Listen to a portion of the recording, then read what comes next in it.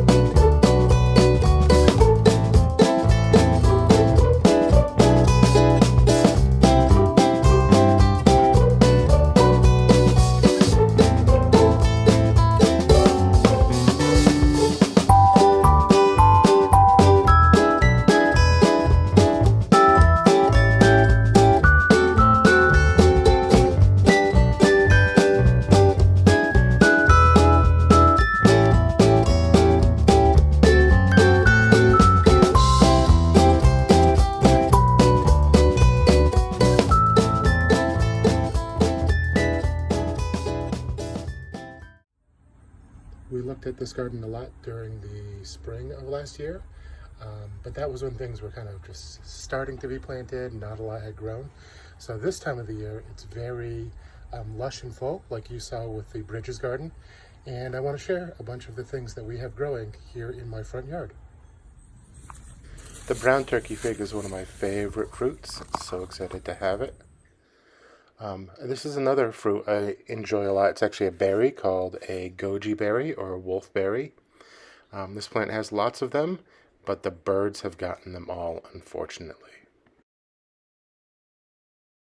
This whole big rambling plant that you see is called the passion flower. It climbs, it twists, it covers entire surfaces, and right here is a passion flower fruit. I've never had one. I'm kind of excited to try it. The Ha'ogen melon is a Middle Eastern melon. Underneath this container is a beautiful young melon. Another new fruit I am excited to try.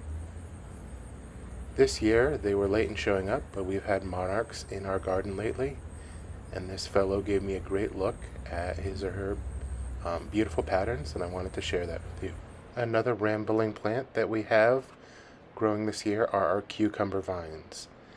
You can see this is a Japanese variety of cucumber that's very long.